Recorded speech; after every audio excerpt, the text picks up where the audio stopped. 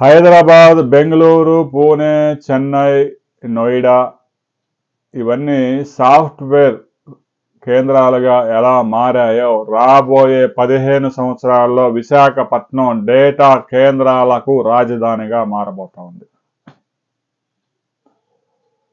Artificial intelligence data centres Visakhapatnam కేంద్రంగా మార్చబోతూ ఉన్నాము. ప్రముఖ సంస్థల కార్యకలాపాలు ప్రారంభించేందుకు అవసరమైన నెట్వర్క్, సముద్ర గర్భంలో కేబుల్ వేసే కార్యక్రమం మొదలుపెట్టబోతున్నాము అని చెప్పేసి మంత్రి నారా లోకేష్ స్పష్టంగా చెప్పారు. ఇదే విషయాన్ని ప్రధానమంత్రి నరేంద్ర మోదీ కూడా చెప్పారు. ఆంధ్రప్రదేశ్లో నగరాలు డెవలప్ అవుతున్నంత వేగంగా భారతదేశంలో ఏ నగరం కూడా డెవలప్ కావడం లేదు. ప్రపంచంలోనే అత్యంత వేగంగా అభివృద్ధి చెందుతున్న 10 నగరాల జాబితాలో విశాఖపట్నం ఉంది.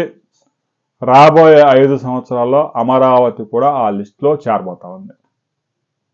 ఇక ముఖ్యంగా ఇప్పటికే విశాఖపట్నంలో గూగుల్తో పాటు అదానీతో పాటు మరొక ప్రముఖ సంస్థ కూడా డేటా సెంటర్ ఏర్పాటు చేసుకునేందుకు గ్రౌండ్ లెవెల్లో పరిశీలన చేసి వెళ్ళింది టీము. రాబోయే కొద్ది రోజుల్లోనే వారు ఒక ప్రకటన చేయబోతున్నారు.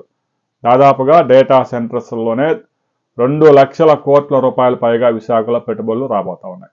విశాఖపట్నం రూపురేఖలే మారపోతా ఉన్నాయి. టీసీఎస్ కూడా రాబోయే 6 నెలల్లోనే 10,000 మందికి ఉద్యోగాలు ఇచ్చేందుకు ఇప్పటికే ఇంటర్వ్యూలు ప్రారంభించింది. విశాఖలో ప్రముఖ డేటా సెంటర్స్ ఏ ప్రాంతంలో రాబోతా ఉన్నాయి అనే వివరాలతో మరో వీడియోలు తెలుసుకుందాం.